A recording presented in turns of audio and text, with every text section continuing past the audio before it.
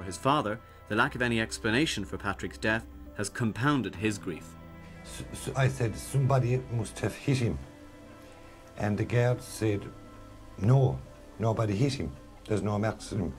And the first you heard was that it was a heart attack inside the building? That's right, yeah. Just dropped off. But 3 days later you were told that he'd been hit by a car. That's right, the person admitted it.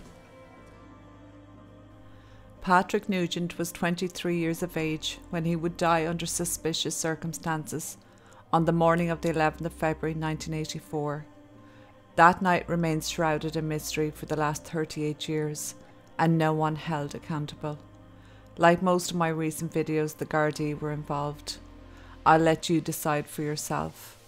Again, I'll be dealing with facts and reports from people who were there that night, and the lies, of course, that were told to cover up the death of Patrick. What really happened and who was involved are the many questions that go unanswered to this day. 6 Mile Bridge in County Clare is a large village located midway between Limerick and Ennis, and is around an 8-minute drive to Bunratty Castle, where our story is centred. Bunratty Castle is a large 14th century tower house in County Clare. It is located in the centre of Bunratty village near Shannon town and its airport. The castle and the adjoining folk park sits on 26 acres and is run by Shannon Heritage as a tourist attraction. Visiting here gives you a window into Ireland's past, which dates back to 977 with its first settlers in the area. You can attend a banquet which is served by fully clad medieval costume staff, and listen to music by the resident musicians. If you want to experience early 20th century Ireland, you need to go to the Ceilidh in the Kitchen, which features traditional music, dancing and singing, and of course food and drink. A Ceilidh or session would be explained as family, friends and neighbours coming together for all of the above. Think Jack and Rose in the hull of the ship on the Titanic. This is the 4th castle to be built on the site and is the one that stands proudly today, and which is visited by thousands of tourists every year. Bunratty Castle is usually a tourist's first port of call if you fly into Shannon Airport, and you can also taste your first pint of Guinness here in the pub on the grounds, Dirty Nelly's. Patrick was the oldest of 3 boys. At 23, they were all very close, still living in the family home in Fenna in 6 Mile Bridge, County Clare. The family were small farmers and hard workers. Even though Patrick loved the farm, he was a bit different to the younger boys. He had bigger aspirations. He began working in Bunratty Castle at the tender age of 12, just general gopher, doing odd jobs around the place during school holidays and at weekends. As he got older, he was given more responsibility and was seen as reliable and a hard worker. He owned a couple of suits, which would be unusual for a farmer's son, and kept himself very well. He was tall and very handsome, clean cut, and loved Elvis. He was big into his 60s music, and every couple of weeks he'd head off to Limerick to buy another Elvis record. When Patrick was 15, renowned chef William Ryan took him under his wing and started training him. Patrick worked under him for 4 years but got fed up and decided to leave Bunratty and do something different. I guess William Ryan was most famous for inventing the Irish coffee, and it is also my channel's namesake, so that has to be mentioned. William Ryan, you could say, was the first celebrity chef in Ireland for its time. He catered to many a famous person, both in Bunratty and Shannon Airport. Many famous people passed through the airport. Our own Maureen O'Hara, Marlon Brando, Richard Burton, Grace Kelly, Marilyn Monroe and Arthur Miller, Gene Kelly and many presidents including JFK. When Patrick left, he returned to Bunratty for a reference and he was offered a driving job, and they offered to pay for his lessons. He stayed driving for almost 2 years. He was still involved in the banquets and he made a lot of money for the company. He was finally promoted to function manager, so he had little time for anything else. But he did have a girlfriend and planned on getting married, travelled to England and Australia to visit family. He could get cheap flights with the company Shannon Airport. It was one of the perks to work for them.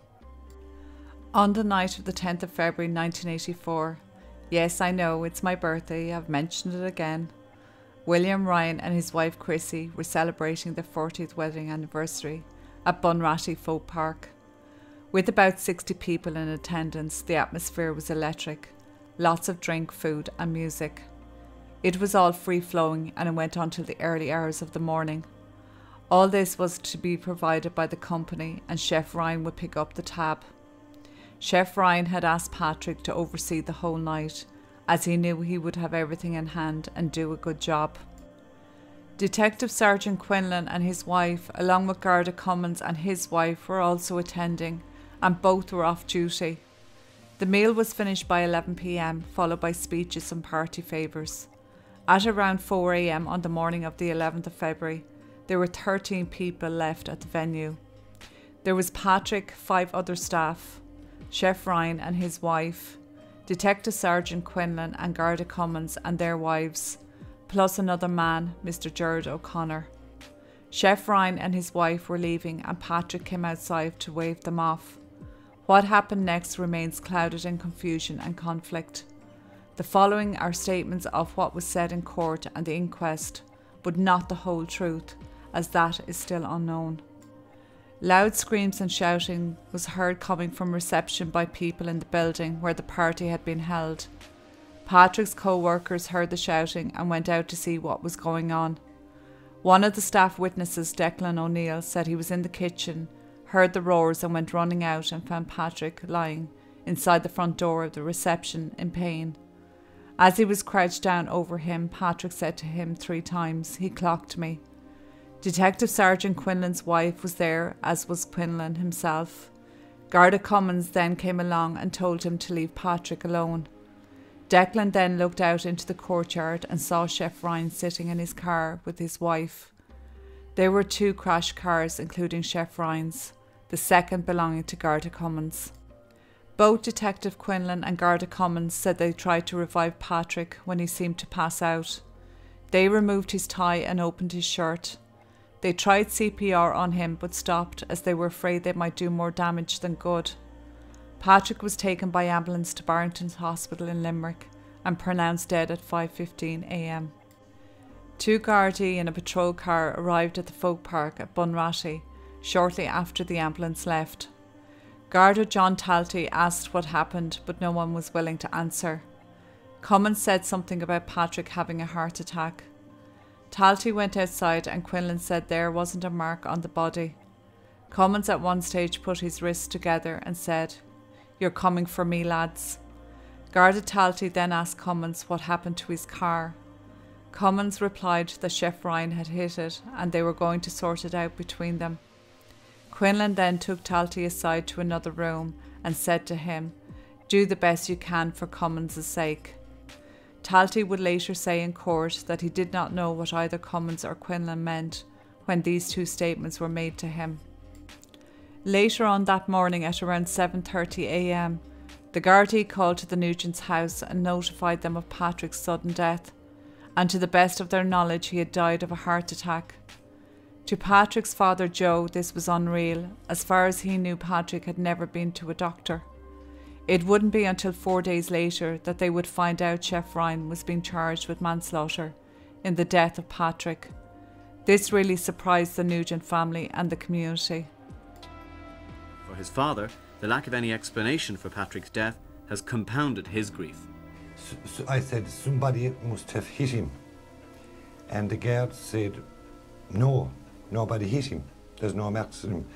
And the first you heard was that it was a heart attack inside the building. That's right, yeah. Just dropped off. But 3 days later you were told that he'd been hit by a car. That's right, the person had missed it. The circumstances surrounding the killing were such a breed to rumours locally. People just couldn't believe Patrick was dead. Intense Garda investigations were hampered somewhat by a refusal by some people to cooperate fully. The head of the investigation section of the Technical Bureau in Dublin, Detective Superintendent John Courtney, took charge of the investigation after 5 days. There's that name again. If you've watched my Heavy Gang videos, you'll be familiar with the name. What could go wrong? A week later, he arranged for Chef Ryan to be brought to the station. He indicated to him that the forensic report showed his car was involved in the incident which caused injuries to Patrick and eventually led to his death. Chef Ryan made a statement to Gardaí, even though he said that he had no recollection of hitting Patrick. He accepted that this must be so because of the evidence. He was then charged with manslaughter, dangerous driving and failing to keep his vehicle at the scene of an accident. Notice to prosecution was previously served on Chef Ryan and Cummins, but no charges were made against Cummins. I smell a rat here. When Patrick died, Dr. Bennett, a pathologist, carried out a post-mortem on him that Saturday. He found bruising on his left cheekbone, a linear bruise on his right arm, and bruising on the back just above his hips. The liver was ruptured and the right lobe was minutely fragmented. There was also bruising of the right kidney, pancreas and adrenaline gland, and 8 ribs were fractured. The apex of the heart was also bruised. Dr. Bennett concluded that the injuries were consistent with a crushing injury and being struck by a car. Failure of heart and lungs were the cause of death. However, he also concluded that Patrick was not in a standing position when he was hit. He was in a crouching position or lying on the ground. There was no damages to his legs. There were no injuries on Patrick's arms either, indicating that he had not put out his arms in a reflex action to protect himself against an oncoming car. The forensics that examined Patrick's clothes found a smear of paint from Chef Ryan's car in Patrick's lower right sleeve of his jacket. There was also friction marks and paint on the lower right front of his jacket, both associated with the car of Garda Cummins. There was also a smear of paint on the waistband of Patrick's trousers. There were friction marks and whitewash on his left shoe, but the whitewash came from inside the barn and thus could not have anything to do with the car accident outside. The forensic team gave the opinion that Patrick was struck by Chef Ryan's car and crushed against the wall of the barn where the function room was, after Chef Ryan's car hit Cummins' car. She also agreed that Patrick was on the ground when he was struck. She said that the impact between Chef Ryan's car and the wall was very slight. The only other evidence linking Patrick to the cars was the impression of fabric on Chef Ryan's bonnet. This measured approximately 2 inches by 2 inches. There was no actual fabric present though. On the balance of probability that Patrick was lying on the ground when he was struck, no one knows how he came to be lying on the ground. This lack of knowledge was compounded by an attempted cover-up by the 2 Gardaí who had been at the party. Suggestions were made that Detective Quinlan and another guest, Gerard O'Connor, were having a fight over golf membership. Sure, what else would you be fighting over that's worthy of? And Patrick went over to break up the fight. Chef Ryan would be one of these people to say that Quinlan and O'Connor were in fisticuffs outside, and there was also another witness, the barman, who said there seemed to be a disagreement earlier on in the night. Another suggestion was Garda Cummins brought his car from the car park to the front of reception in an attempt to remove quantities of drink from the scene of the party, that Patrick caught them when he went out to say goodbye to Chef Ryan. A row ensued and Patrick was attacked while trying to stop them from stealing the drink. So on to the conflict of evidence, which there is a lot of. When Chef Ryan arrived at the party, he parked in front of reception and was still parked there when he was leaving. This is certain. The conflict of evidence concerns the 2 Gardaí and where they were when Patrick was killed, and also where a guest Gerard O'Connor was. At first, Quinlan, Cummins and O'Connor all said they were inside. Quinlan was in the kitchen getting something to eat, and then in the function room with his wife and Cummins and his wife. But Quinlan's wife would say he wasn't in the function room. Quinlan would enlist a solicitor and not make a formal statement for 2 weeks, and would eventually admit he was not in the function room when Patrick was killed. Gerard O'Connor said he was on his way out of the function room when he heard the commotion, but 2 days later he would say he was at the table with Quinlan, Cummins and their wives, but they say he wasn't. On his next interview, it was put to him that he was outside, and he admitted he might have been, that his memory isn't great when he has drink taken. Cummins would say he was getting ready to leave the function room when he heard the crash, and that Quinlan was leaving with him. This statement was made just after Patrick died. In an interview, it was put to him that Patrick had been moved and was asked if he or anyone else had moved him. Cummins denied moving him. What he did move was his car. He initially told the Gardaí that he moved to make way for the ambulance, but it would come out eventually that he moved his car after the ambulance left because he had no insurance on his car. Wow, a Garda driving with no insurance and lying about it. Go figure. A week after the killing, when Chef Ryan and his wife had been brought to Ennis Garda station, Gerard O'Connor came into the room, and Mrs. Ryan said she saw him and Quinlan move Patrick inside into reception. O'Connor denied this and said she must have seen Quinlan and Cummins. Inspector Drudy recreated the scene and said it was impossible for Mrs. Ryan to see what she alleged. The Gardaí attempted to have Mrs. Ryan, Quinlan and Cummins to meet up, but the latter two declined. I wonder why. The trial against Chef Ryan opened at the Ennis Circuit Court on the 14th of May 1985. As well as being charged with manslaughter, he was also charged with dangerous driving, causing the death of Patrick, and the lesser charge of failing to keep his vehicle at the scene of an accident. After a year of rumour and counter-rumour, allegations and suspicions, it was hoped that the trial would clear things up as to what happened to Patrick that morning. The case put forward by the prosecution was one of a tragic accident after a party, marked by heavy drinking, in which the accused Chef Ryan drove his car into another one, owned by off-duty Garda Cummins, and then crushed Patrick against a wall. But he said there was a snag in the case: the fact that the two off-duty Gardaí, not realising the seriousness of what had happened, tried to cover it up. Rumours followed, allegations were made that Patrick had been beaten up. Quinlan and Cummins were under particular scrutiny. The trial focused on them rather than the accused, Chef Ryan, and the role they may have played in what happened that morning. Cummins denied that he and Quinlan had attempted to remove quantities of drink from the scene of the party. When it came to his car being moved from the public car park to a yard inside the folk park, in order to remove 2 kegs. He was then questioned about him moving his car after the incident, which he lied about at first, but then admitted to the no insurance. Attention was then turned to key witness Gerard O'Connor, who had been at the party with Cummins, Quinlan and their wives. O'Connor was not at the trial at first, but flew home from America to testify. He was questioned about getting into fisticuffs with Quinlan that morning just before the incident, and that Patrick had intervened and was knocked to the ground. He denied this. He admitted they had a past, but nothing happened that night. On the 4th day of the trial, Chef Ryan took to the stand and gave his version of the night in question. Chef Ryan described a ferocious argument between Quinlan and O'Connor. Chef Ryan said he was so upset by this argument that his car lurched forward, hit Cummins' car and the wall. Chef Ryan said he saw Patrick lying in the doorway with Quinlan and O'Connor, frantically trying to revive him. It was a very strange trial, and no clear evidence was provided by anyone of what exactly happened that night. At the end of the trial, the judge directed the jury to deliver a not guilty verdict on the charge of manslaughter. The reason the judge gave for doing so in the case was because he believed, quite simply, that the evidence wasn't there.